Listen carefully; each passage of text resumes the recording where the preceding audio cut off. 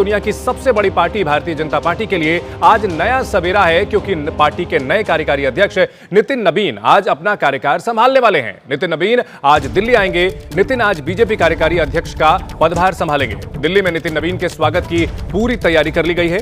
दिल्ली में बीजेपी मुख्यालय में नितिन नबीन का सम्मान किया जाएगा। सबको चौंकाते हुए नितिन नबीन के नाम का ऐलान कल किया गया और अब नितिन नबीन पहुंचेंगे, पटना से आएंगे दिल्ली और यहां उनका स्वागत किया जाएगा।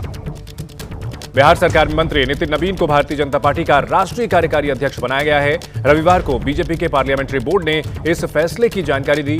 फिलहाल नितिन नबीन 2010 से बांकीपुर सीट से विधायक हैं। पार्टी में नए राष्ट्रीय कार्यकारी अध्यक्ष के चुनाव तक ये जिम्मेदारी वे संभालने वाले हैं। कल जैसे ही ये खबर आई, उनको बधाई देने वालों का तांता लग गया। नितिन नबीन ने पटना के महावीर मंदिर में भगवान हनुमान के दर्शन किए। अपने पिता और बीजेपी के बड़े नेता रहे नवीन किशोर प्रसाद सिन्हा को याद किया और श्रद्धांजलि दी। यहां एक चीज का जिक्र जरूरी है, बीजेपी अध्यक्ष बनने से पहले जेपी नड्डा भी कार्यकारी अध्यक्ष बनाए गए थे, इसलिए संभावना जताई जा रही है कि नितिन नबीन ही बीजेपी के अगले अध्यक्ष भी बनेंगे।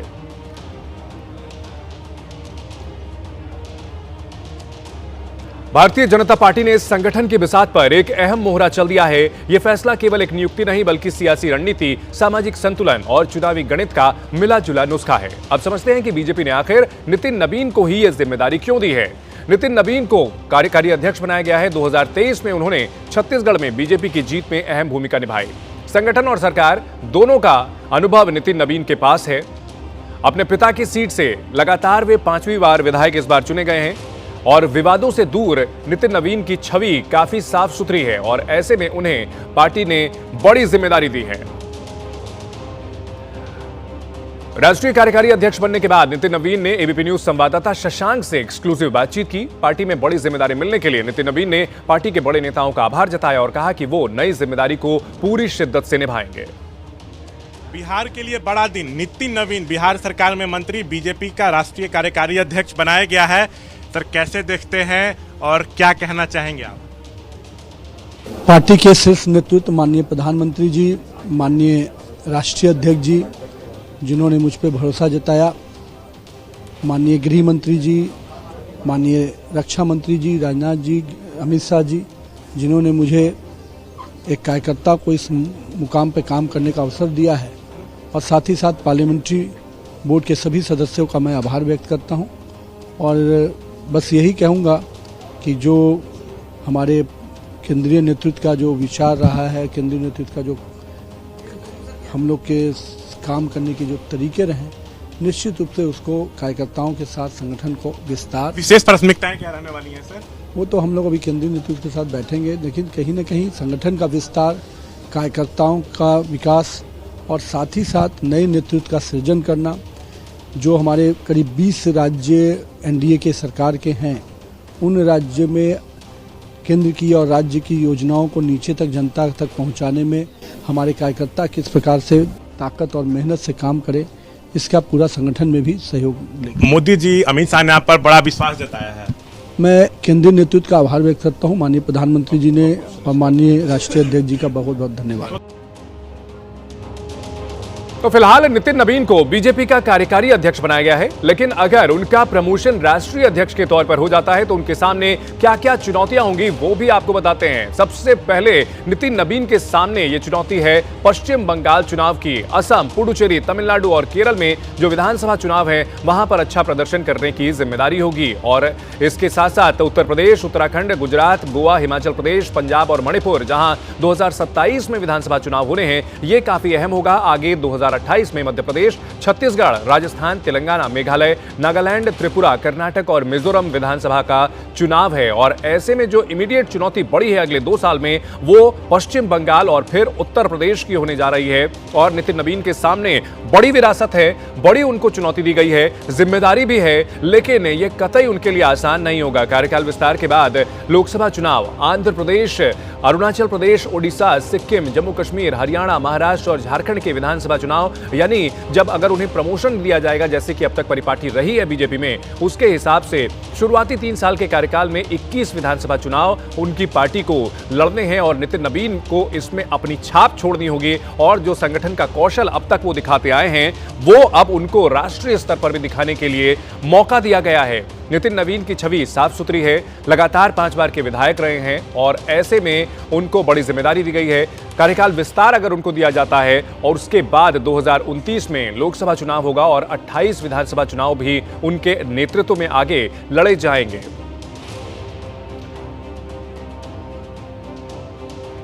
बीजेपी का नया कार्यकारी अध्यक्ष बनाए जाने के बाद नितिन नवीन ने तुरंत अपनी प्राथमिकताएं जाहिर कर दी हैं। कार्यकारी अध्यक्ष बनने के बाद उनका पहला लक्ष्य अगले साल होने वाले पश्चिम बंगाल विधानसभा चुनाव में बीजेपी की जीत है। बंगाल हो, यूपी हो, असम हो, बिहार, भाजपा का कार्यकर्ता हर दिन चुनाव के लिए तैयार रहता है। यही भाजपा की खूबसूरती है और मैं मानता हूं कि बाकी लोग चुनाव में काम करते हैं, भाजपा का कार्यकर्ता 24/7 काम पार्टी करता है। के बीजेपी के सभी नेता नितिन नवीन को कार्यकारी अध्यक्ष बनने पर बधाई दे रहे हैं। वहीं कांग्रेस कह रही है कि बीजेपी में लोकतंत्र नहीं है।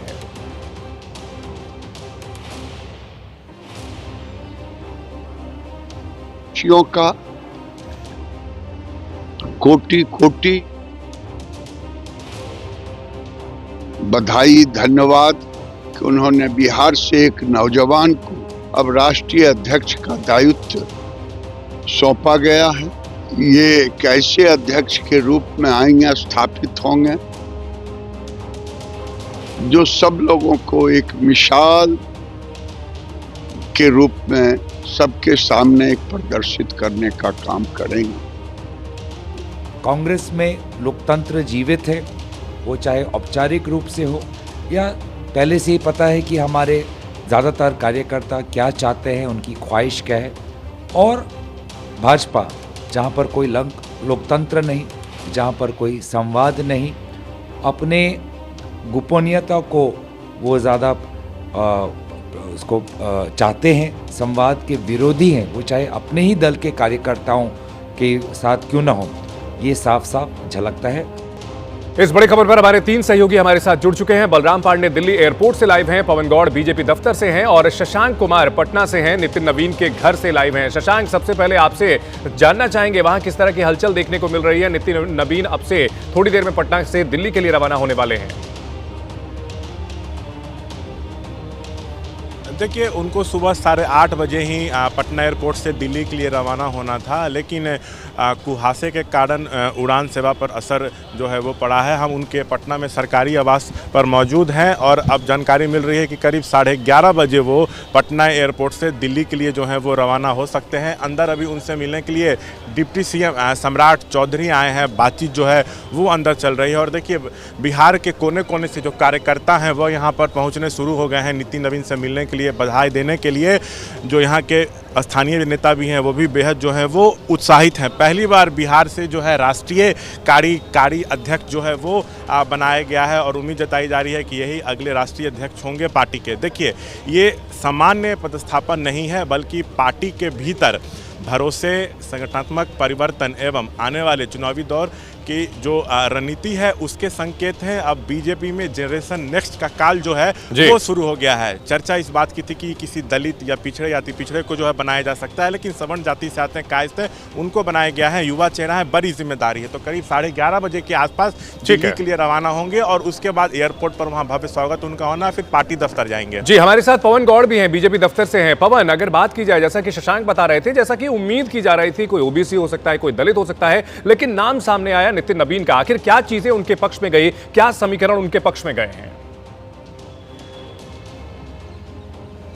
देखिए चंदन, सबसे पहले जिस तरह से केंद्रीय नेतृत्व का भरोसा उन्होंने जीता है, उन्होंने सबसे पहले अपनी जो राजनीति है वो युवा मोर्चा से शुरुआत की। विद्यार्थी परिषद में रहे, युवा मोर्चा के वो बिहार के अध्यक्ष रहे। उसके बाद में वो विधायक हैं, 5 बार के विधायक हैं। अब वर्तमान में जो है वो बिहार सरकार के मंत्री हैं। उसके साथ साथ जब 2024 में छत्तीसगढ़ विधानसभा चुनाव हुआ था तो वहाँ के चुनाव सह प्रभारी थे और उन्होंने जिस तरह से वो लगातार जो ग्राउंड की रिपोर्ट दे रहे थे, आपको याद हो तो छत्तीसगढ़ को लेकर तमाम जो न्यूज चैनल्स हैं या जो तमाम जो एजेंसीज वो कह रही थी कि कांग्रेस और भूपेश बघेल सरकार फिर से रिपीट होगी, तो वहीं नितिन नवीन कह रहे थे कि बीजेपी सरकार बनाने जा रही है और वहां की ग्राउंड रिपोर्ट लगातार केंद्रीय नेतृत्व को दे रहे थे। तो उससे अमित शाह और केंद्रीय नेतृत्व जो है अच्छा खासा प्रभावित हुआ और उसके बाद में अभी भी उसके बाद में वो छत्तीसगढ़ के प्रभारी भी हैं। आप मेरे पीछे जो है वो आप देख सकते हैं कैसे बीजेपी में एक जनरेशन शिफ्ट हुआ है।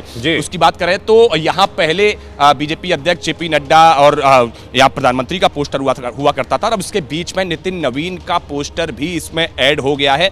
यानी कि आज से जो है वो बीजेपी के अंदर एक बड़ा परिवर्तन जो अगली पीढ़ी है वो टेक ओवर करने जा रही है, क्योंकि प्रधानमंत्री हमेशा युवाओं के लगातार अपनी बात करते हैं।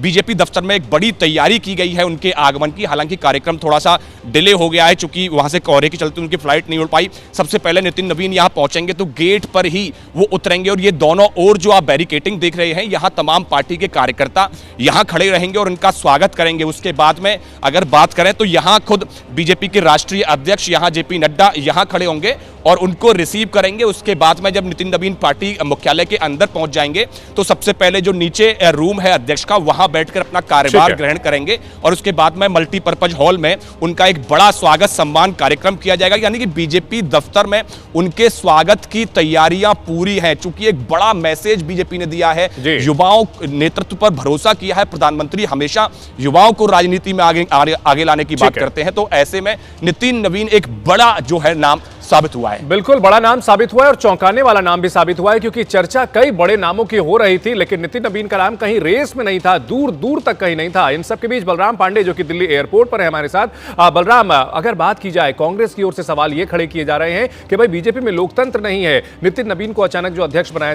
गया है उसको लेकर, कार्यकारी अध्यक्ष जो बनाया गया है उसको लेकर के एक तो ये बताइए कि इसको लेकर के क्या कहा जाए, लोकतंत्र वाली बात जो कही जा रही है, और दूसरा एयरपोर्ट पर किसी तरह की तैयारियां दिख रही हैं क्या उनके स्वागत की?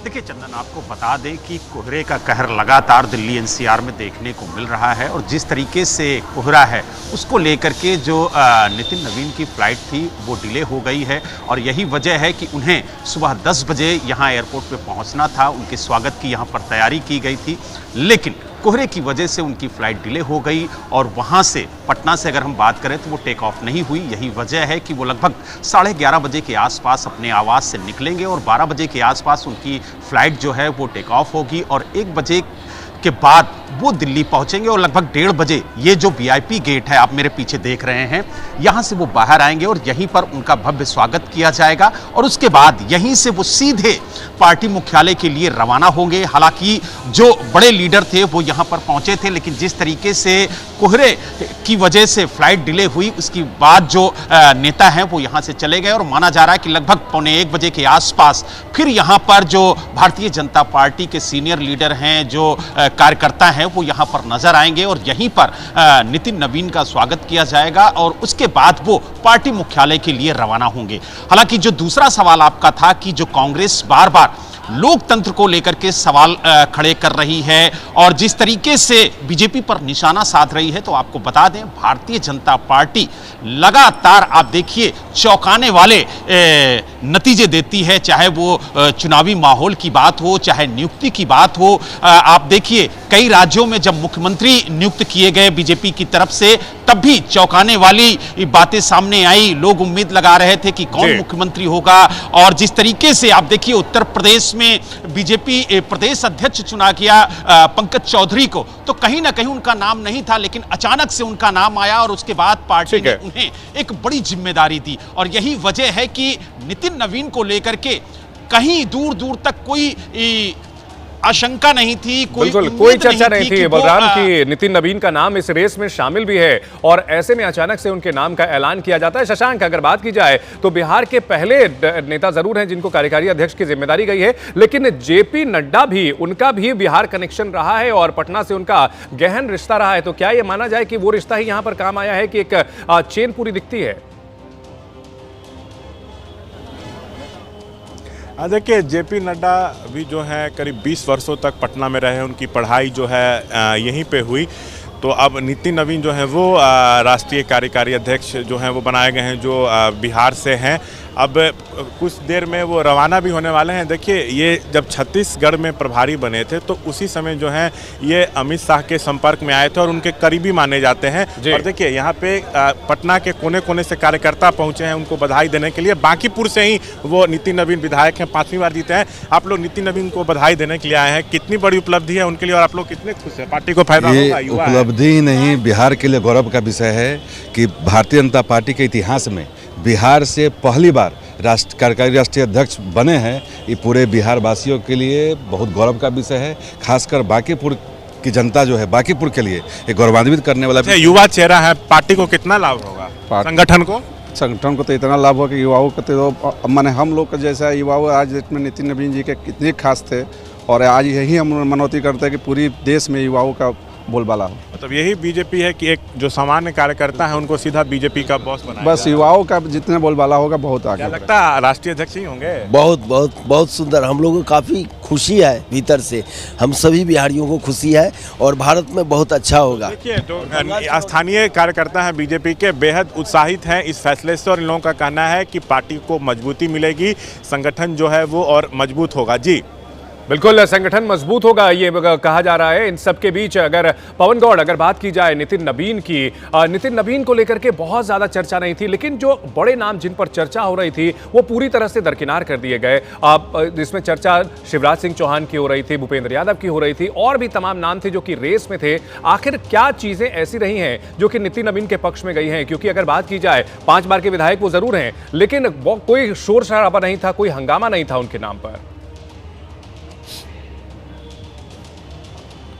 देखिए चंदन, सबसे पहले आपको बता दूं कि जिस तरह से, क्योंकि चाहे वो संघ हो या बीजेपी हो, वो लगातार चाह रहे थे कि जो राजनीति है उसमें युवाएं आए, युवा आगे आए और युवा जो है नेतृत्व करें। क्योंकि अगर भारत की बात करें तो 65% आबादी जो है वो युवाओं की है। तो ऐसे में पार्टी और संघ दोनों ही ये चाहते थे कि कोई युवा जो हो वो पार्टी का नेतृत्व करे। तो उसको लेकर लगातार युवाओं की तलाश पार्टी और संघ की तरफ से शुरू की गई, और तमाम जो चेहरे हैं उन पर कई सारे नामों पर चर्चा किया गया कि युवाओं के बीच से बेहतर जो है वो कौन एक चेहरा होगा जिसपे पार्टी और संघ जो है आगामी नेतृत्व के रूप में उस पर भरोसा जता सकती है। तो ऐसे में जब चर्चा शुरू हुई तो उसमें एक नाम नितिन नवीन का आया। जैसे कि मैंने जिक्र किया, छत्तीसगढ़ चुनाव के दौरान लगातार जब एक तरफ तमाम जो लोग हैं वो छत्तीसगढ़ में भूपेश बघेल सरकार को रिपीट होने की बात कह रहे थे, तो वहीं जो है नितिन नवीन वो एक नेता थे जो कह रहे थे कि छत्तीसगढ़ में बीजेपी सरकार बनाएगी, और ग्राउंड पे ये ऐसे हालात हैं और ग्राउंड की जो रिपोर्ट लगातार केंद्रीय नेतृत्व को दे रहे थे। निश्चित तौर पर, लेकिन ऐसे कई नेता हैं जो कि पार्टी में अलग अलग जगह जीत दिलाते आए हैं, लेकिन फिर भी नितिन नवीन को जिस तरह से कार्यकारी अध्यक्ष बनाया गया है, बेहद चौंकाने वाला फैसला है। और माना यह जा रहा है कि ये अगली पीढ़ी को कमान सौंपने की कवायद की जा रही है बीजेपी में। बहुत शुक्रिया आप तीनों का इस बड़ी खबर पर हमें हर अपडेट देने के लिए। और अब बात करते हैं ऑस्ट्रेलिया के सिडनी में हुए आतंकी हमले की, जहां हजारों की तादाद में यहूदी लोग हनुक्का फेस्टिवल मनाने के लिए सिडनी के खूबसूरत बॉन्डी बीच पर इकट्ठा हुए थे। लेकिन अचानक आतंकवादियों ने अंधाधुंध फायरिंग करके बेकसूर लोगों को मौत के घाट उतार दिया। मरने वालों की संख्या बढ़कर 16 हो गई है, 40 लोग घायल हुए हैं और अभी भी मौत से जंग लड़ रहे हैं। ये सब कुछ करने वाले हमलावर बाप बेटे थे। इस बीच एक बड़ी खबर यह आ रही है कि सिडनी में हुए आतंकी हमले पर हमलावरों के आईएसआईएस से जुड़े होने का अंदेशा है। हमलावरों की कार से आईएसआईएस का झंडा भी मिला है। कल अचानक से ये तस्वीरें सामने आई थी जिसमें आतंकी नवीद अकरम अपने पिता के साथ अचानक बॉन्डी बीच पर गोलीबारी करता हुआ नजर आया था, और तस्वीरें बेहद विचलित करने वाली थी। जिस तरह से बिल्कुल ट्रेंड हमलावर नजर आ रहे थे, ऐसा लग रहा था जैसे मिलिट्री की ट्रेनिंग इन्होंने ले रखी हो। ताबड़तोड़ गोलियां बरसा करके एक के बाद एक लोगों को मौत के घाट उतार रहे थे। और अब जो खुलासा हुआ है उसके मुताबिक आईएसआईएस से इनका संबंध हो सकता है। इनकी गाड़ी से आईएसआईएस का झंडा मिला है। दोनों हमलावरों के आईएसआईएस से कनेक्शन की आशंका के बीच एक और बड़ा खुलासा भी हुआ है। खुलासा ऐसा हुआ है कि अगर वैसा ना हुआ होता तो सिडनी में जो आतंकी हमला हुआ शायद वो ना हुआ होता। जिन हमलावरों ने सिडनी में बेकसूर लोगों को गोलियों से छलनी कर दिया, हमलावरों को इतनी बड़ी साजिश रचने का मौका ही नहीं मिला होता। और ये खुलासा हुआ है ऑस्ट्रेलियाई एजेंसियों ने लापरवाही बरती और इतना बड़ा आतंकी हमला हो गया। नवीद अकरम नाम के जिस हमलावर ने अंधाधुंध गोलियां चलाकर सिडनी को लहूलुहान कर दिया, वो ऐसा नहीं कर पाता अगर वो एजेंसियों के शिकंजे में आ गया होता या फिर उस पर लगातार नजर रखी जाती। और ऐसा हो सकता था, लेकिन एजेंसियों की लापरवाही के चलते ऐसा नहीं हो सका। देखिए तस्वीरें कितनी विचलित करने वाली हैं। ये शख्स लगातार ताबड़तोड़ गोलियां बरसा रहा है और ऐसा नहीं लग रहा है कि ये नौसिखिया है, बिल्कुल ट्रेंड है। ये ऐसा लग रहा है कि ये पूरी तरह से तैयार था, इसे मिलिट्री या पुलिस ट्रेनिंग मिली हुई थी, क्योंकि ये गोलियां ताबड़तोड़ चला रहा था, एक के बाद एक गोलियां बोल्ट कर रहा था और फायरिंग करता चला जा रहा था। और ऑस्ट्रेलिया एजेंसियों की कहीं ना कहीं ये बड़ी लापरवाही थी। तो ये तस्वीरें देखिए किस तरह से नवीद अकरम नाम का ये शख्स एक के बाद एक गोलियां बरसाता है।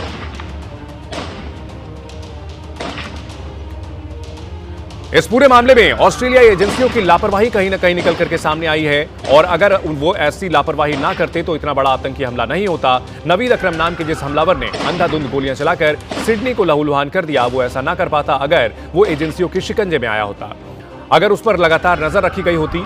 लेकिन एजेंसियों की लापरवाही के चलते ऐसा नहीं हुआ और एक भीषण हत्याकांड को आतंकी हमले के जरिए अंजाम दिया गया। 16 लोग अब तक मौत के मुंह में जा चुके हैं और भी कई लोग घायल हैं जिनकी हालत गंभीर बनी हुई है। सिडनी आतंकी हमले में एक और बड़ा खुलासा हुआ है। कुछ महीने पहले नवीद अकरम रडार पर आया था, ऑस्ट्रेलिया एजेंसियों के रडार पर था नवीद अकरम, लेकिन बाद में उसे क्लीन चिट दे दी गई। ISIS से संपर्क की बात आधिकारिक तौर पर साझा नहीं की गई थी, तो ये लापरवाही जानलेवा साबित हुई है। 16 लोगों की मौत हो गई है। हमारे सहयोगी नीरज राजपूत हमारे साथ जुड़ चुके हैं। नीरज, जिस तरह से हम लोगों ने देखा कि हमला कर रहा था नवीद अकरम, पूरी तरह से ये ट्रेंड शूटर है और इसको लेकर के कुछ दिनों पहले ये एजेंसियों की रडार पर भी आया था, लेकिन फिर भी क्लीन चिट दे दी गई और ये क्लीन चिट काफी जानलेवा साबित हुई। बिल्कुल चंदन, आपने बिल्कुल ठीक कहा है। ये जो नवीद करीम है जो कि मुख्य हमलावर है इस घटना का, सिडनी का, ये कुछ महीने पहले आया था और इसकी ये भी जानकारी मिली थी कि जो ISIS का जुड़ा एक आतंकी था जो अभी जेल में है ऑस्ट्रेलिया की, उससे संपर्क में रहा था। इसीलिए ये जो ऑस्ट्रेलिया की जो इंटेलिजेंस एजेंसीज हैं उनके रडार पर आया था और इसकी जांच भी की गई थी इसके बारे में, लेकिन उन सबके बावजूद भी इसको छोड़ दिया गया था। और खुद इजराइल के जो प्रधानमंत्री है बेंजामिन नेतन्याहू, उन्होंने भी ऑस्ट्रेलिया के प्रधानमंत्री को इसके बारे में आगाह किया था कि आप अपने देश में कट्टरपंथी खासतौर से और जो यहूदियों के खिलाफ जो वहां पर विरोध प्रदर्शन हो रहे थे जिसमें ISIS के झंडे भी लहराए जा रहे थे, उन सब के बारे में आगाह किया गया था। लेकिन उस सब के बावजूद भी ऑस्ट्रेलिया पुलिस और इंटेलिजेंस एजेंसी के रडार से ये नीचे निकल गया और इतना बड़ा इसने जो है नरसंहार को अंजाम दिया है, उसको लेकर सवाल जरूर खड़े हो रहे हैं। और ये भी बात साफ हो रही है कि कहीं ना कहीं इनके ISIS से तार जुड़े हुए थे, क्योंकि ये जो हमलावर थे इनकी जो कार मिली है घटनास्थल से यानी बॉन्डी बीच से, वहां पर उस कार में एक ISIS का झंडा नहीं मिला है। बिल्कुल। तो अब ऑस्ट्रेलिया की पुलिस और खुफिया एजेंसी ये जांच करने में जुटी है कि इनके कहीं ISIS से तार तो जुड़े हुए नहीं है। और जैसे आपने बिल्कुल ठीक कहा, जिस तरह से ये फायरिंग कर रहा था लोगों के ऊपर बीच पर, उससे ऐसा लगता है कि इसको प्रोफेशनल ट्रेनिंग मिली हुई है हमला करने की और हथियार चलाने की। बिल्कुल, ये आतंकी वारदात को अंजाम देने वाले नवीद अकरम का ये नया वीडियो है जो हम तस्वीरों में दिखा रहे हैं अपने दर्शकों को। आतंकी नवीद अकरम ताबड़तोड़ गोलियां बरसाता हुआ नजर आ रहा है। वीडियो में साफ साफ दिख रहा है कि कैसे यह आतंकी नवीद बेकसूर लोगों को निशाना बना रहा है। इस हमले में उसके साथ उसका पिता साजिद अकरम भी था। जिस तरह नवीद गोलियां बरसा रहा था उसी तरह उसका पिता भी। बॉन्डी बीच पर आतंक का घिनौना चेहरा देखने को मिला है और निहत्थे लोगों पर इस बाप बेटे की जोड़ी ने गोलियां बरसाई हैं। 3 राइफल लेकर के ये लोग पहुंचे थे। गोलियों से इन्होंने लोगों को छलनी कर दिया है।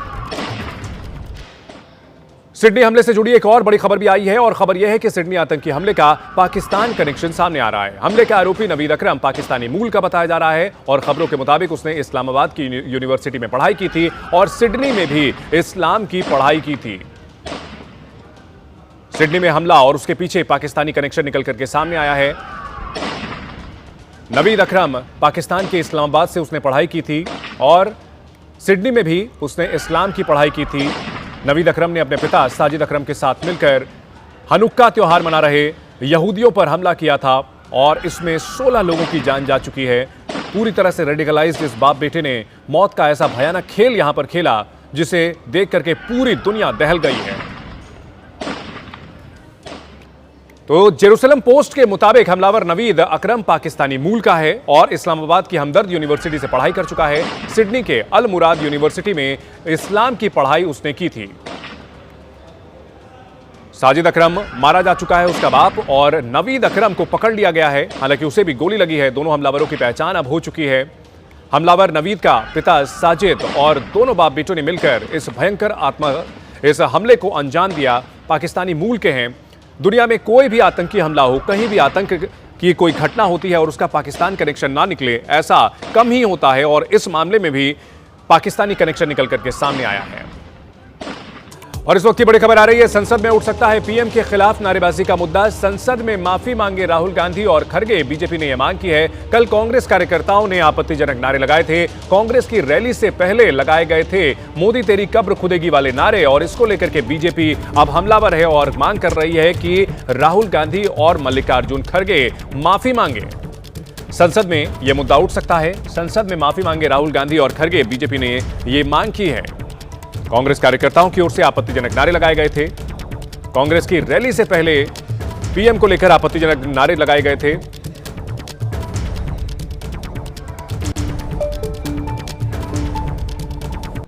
$140 करोड़ भारत के विश्व के सबसे बड़ा लोकतंत्र भारत देश का प्रधानमंत्री आदरणीय नरेंद्र मोदी जी को दुनिया मानते हैं, देश के लोग मानते हैं, और उसमें कुछ विपक्ष के लोग प्रधानमंत्री को अगर जान से मारने के लिए कहता है तो ये बहुत ही दुखद और अफसोस की बात है। सिर्फ खंडन करने से नहीं होगा। पार्लियामेंट में कांग्रेस अध्यक्ष और कांग्रेस के नेता प्रतिपक्ष माफ़ी मांगना चाहिए, देश से माफ़ी मांगना चाहिए पार्लियामेंट के फ्लोर में।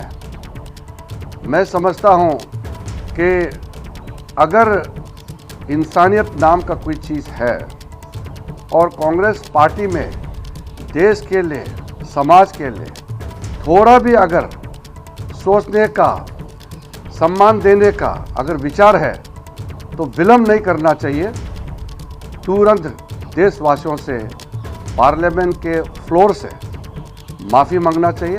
और देखिए, विजिबिलिटी काफी कम है, कुछ मीटर दूर तक भी सवेरे नजर नहीं आ रहा था। इसकी वजह से रेल सेवाएं और फ्लाइट्स बाधित हुई हैं। सड़क पर चलना काफी मुश्किल हो रहा है और कोहरा छाया हुआ है, धुंध तो छाई हुई है, लेकिन इसके साथ साथ प्रदूषण भी भयंकर तरीके से बढ़ा हुआ है। लोगों को सांस लेने में परेशानी हो रही है, घर से बाहर निकलना मुश्किल हो रहा है और आम लोगों से ये अपील की गई है कि जब तक जरूरी ना हो घरों से बाहर ना निकलें और बाहर निकले तो मास्क लगा करके निकलें।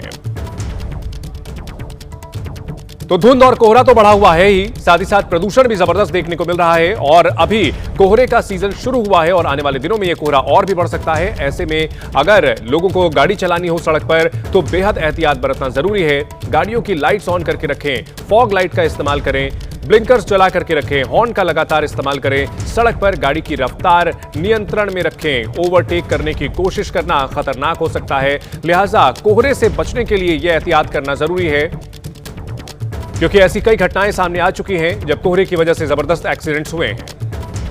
कई इलाकों में एयर क्वालिटी इंडेक्स 500 के ऊपर रिकॉर्ड किया गया है और इसी प्रदूषण की वजह से कहीं ना कहीं जो कोहरा है वो भी बहुत ज़्यादा देखने को मिल रहा है। मौसम विभाग की माने तो मौसम विभाग का कहना है कि हवाओं में जो गति है वो बेहद कम है, जिसकी वजह से जो फॉग है यानी कि जो कोहरा है वो बहुत ज़्यादा देखने को मिल रहा है।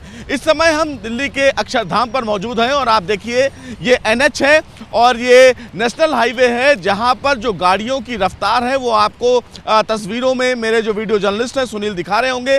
तमाम जो गाड़ियां हैं वो इंडिकेटर और हेडलाइट जलाकर चल रही हैं, क्योंकि जो विजिबिलिटी है वो बेहद लो है और करीब 20 मीटर तक की भी जो गाड़ियां हैं वो नहीं दिख रही हैं। और ठीक मेरे सामने ही अक्षरधाम है जो इस कोहरे की वजह से नहीं देखा जा रहा है। हालांकि मौसम विभाग की माने तो वेस्टर्न डिस्टर्बेंस की वजह से यातायात और एयरपोर्ट पर जो फ्लाइट्स हैं वो प्रभावित हुई हैं। वजह यही है कि आने वाले कुछ और दिन तक इसी तरीके का कमोवेश दिल्ली NCR में देखने को मिल सकता है।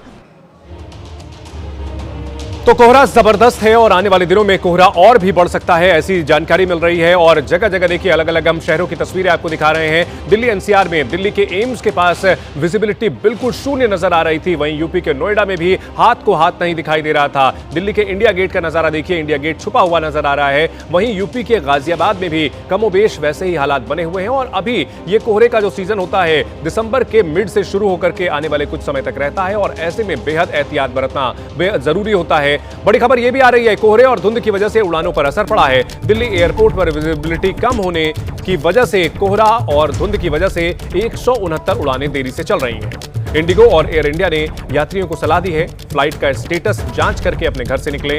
इंडिगो ने यह सलाह दी है। तो पिछले कुछ दिनों में यात्रियों को काफी परेशानी वैसे ही हो चुकी है, लेकिन अभी कोहरे की वजह से स्टेटस चेक करके ही घरों से निकलें, क्योंकि उड़ानें देरी से चल रही हैं। वहीं देश के कई राज्यों में कोहरे की जबरदस्त मार पड़ रही है। कोहरे की वजह से सड़कों पर वाहनों की रफ्तार धीमी पड़ गई है। आपको अलग अलग तस्वीरें दिखाते हैं। उत्तर प्रदेश के आगरा और वाराणसी में कोहरे की वजह से कुछ भी साफ दिखना मुश्किल हो रहा है। कोहरे की जबरदस्त मार देखने को मिल रही है। वहीं पश्चिम बंगाल के मेदिनीपुर में कोहरे की वजह से जनजीवन अस्त व्यस्त हो गया है।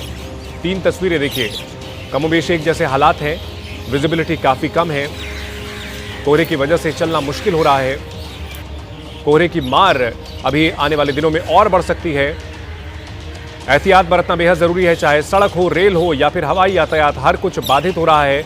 और सबसे सावधानी बरतने की जरूरत सड़क पर चल रहे लोगों को है, क्योंकि पिछले कुछ दिनों में ही अचानक एक्सीडेंट्स की बाढ़ आ चुकी है। गाड़ियां एक्सप्रेसवे पर टकरा रही हैं और ऐसे में एहतियात बरतना जरूरी है, सावधानी बरतनी जरूरी है, रफ्तार पर नियंत्रण रखना जरूरी है, क्योंकि कोहरा अभी रहने वाला है। कुछ दिनों तक कोहरे की वजह से काफी परेशानी होगी। अतिरिक्त समय लेकर के अपने गंतव्य के लिए निकलना जरूरी है। तो देखिए, कोहरे के कहर के चलते सड़क पर हादसे बढ़ गए हैं और तस्वीरें आपको उत्तर प्रदेश के हापुड़ की हम दिखाते हैं, जहां आज सुबह पिलखुआ में अनवरपुर के पास NH9 पर कोहरे के चलते आधा दर्जन गाड़ियां आपस में टकरा गई। 4 लोग घायल हो गए हैं। हादसे की सूचना मिलते ही मौके पर पहुंची पिलखुआ पुलिस ने राहत और बचाव कार्य करते हुए हाईवे पर से गाड़ियों को हटाया। घायलों को इलाज के लिए अस्पताल में भर्ती कराया। तो देखिए, रफ्तार की वजह से और कोहरे की वजह से भीषण हादसा हुआ। और एबीपी न्यूज अपने दर्शकों को आगाह करता है कि कोहरे में गाड़ी एकदम नियंत्रण से चलाएं, रफ्तार बिल्कुल भी बढ़ाएं नहीं और जो जरूरी एहतियात होते हैं वो बरतना जरूरी है। ब्लिंकर्स का इस्तेमाल करें, साथ ही साथ हॉर्न का इस्तेमाल करते रहें। ओवरटेक करने की कोशिश ना करें। सड़कों पर जो सफेद पट्टी होती है उसके साथ चलें, क्योंकि विजिबिलिटी कई बार शून्य हो जाती है, बिल्कुल सामने भी नजर नहीं आता है। और इसी वजह से देखिए, हापुड़ में भीषण हादसा हुआ है। 6 गाड़ियां आपस में टकरा गई हैं। कई लोग जख्मी भी हुए हैं। और अकेले हापुड़ में नहीं, बल्कि उत्तर भारत के कई शहरों से, कई इलाकों से ऐसी तस्वीरें सामने आ रही हैं जहां तेज रफ्तार की वजह से भीषण हादसा हुआ है। यूपी के कई जिलों में दर्दनाक सड़क हादसे हुए हैं। कहीं पर बस में टक्कर हुई है तो कहीं पर एक के बाद एक गाड़ियां टकरा गई हैं।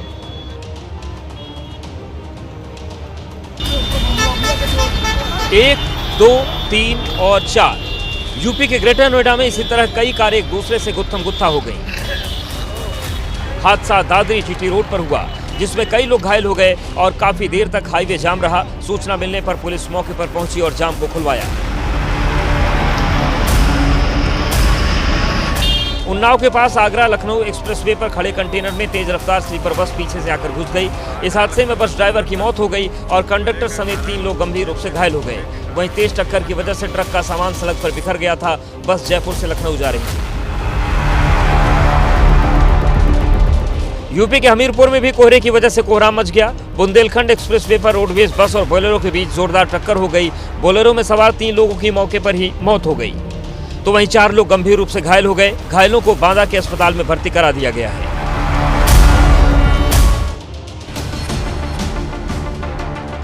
टक्कर इतनी तेज थी कि कार ही नहीं, ट्रक का अगला हिस्सा भी पिचक गया। कार तो पूरी तरह से टूट गई थी। इस हादसे में 12 से ज्यादा लोग घायल हो गए, जिनमें से 3 की हालत बहुत खराब हो गई, जिन्हें रोहतक के PGI रेफर कर दिया गया। घायलों में पुरुषों के साथ बच्चे और महिलाएं भी थीं। यह हादसा सोनीपत से गुजरने वाली KMP एक्सप्रेसवे पर हुआ। घायल एक महिला ने बताया कि बागपत से हरियाणा आते वक्त अचानक कोहरा घना हो गया और गाड़ियां एक दूसरे से टकरा गईं। यूपी के मथुरा में भी कोहरे की वजह से 6 से ज्यादा गाड़ियां आपस में टकरा गईं। ट्रक के आगे का हिस्सा पूरी तरह से उड़ गया था। कार का इंजन भी तहस नहस हो गया। इस हादसे के बाद कई लोग गाड़ियों में फंस गए थे, जिन्हें निकालने के लिए काफी मशक्कत करनी पड़ी। घायल को कार से निकालने के बाद स्थानीय लोगों ने उन्हें अस्पताल में भर्ती कराया।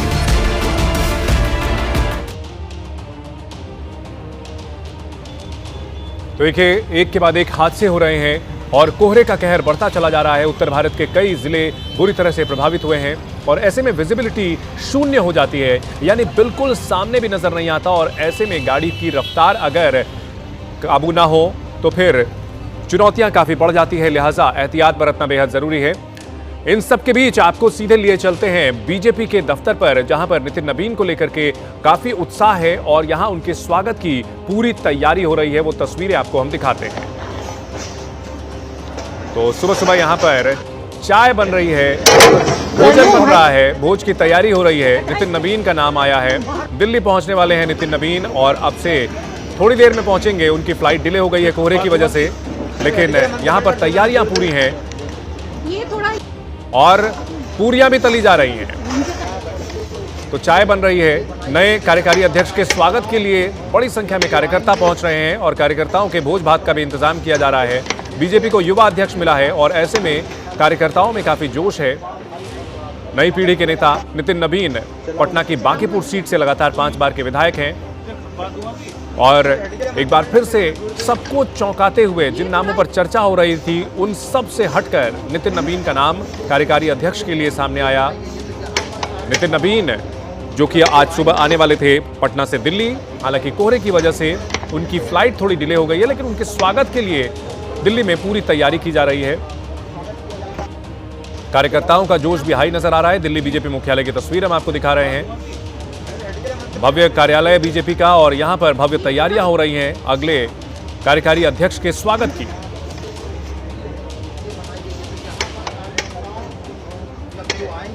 तो सर्दी का मौसम, लेकिन सियासी तापमान राजधानी में पूरी तरह से हाई है और बीजेपी का नवीन प्लान सबको चौंकाने वाली कदम जो उठाती है बीजेपी, चाहे मुख्यमंत्रियों के नाम हो या फिर अब पार्टी के कार्यकारी अध्यक्ष के नाम पर भी चौंकाया है। 4 तस्वीरें देखिए। नितिन नवीन नए कार्यकारी अध्यक्ष बनाए गए हैं, आज कमान संभालेंगे।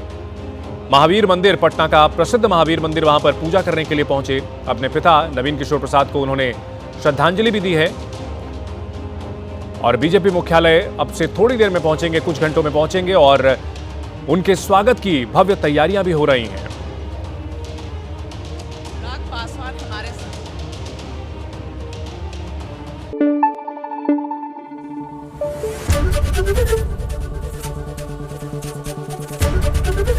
एबीपी न्यूज आपको रखे आगे।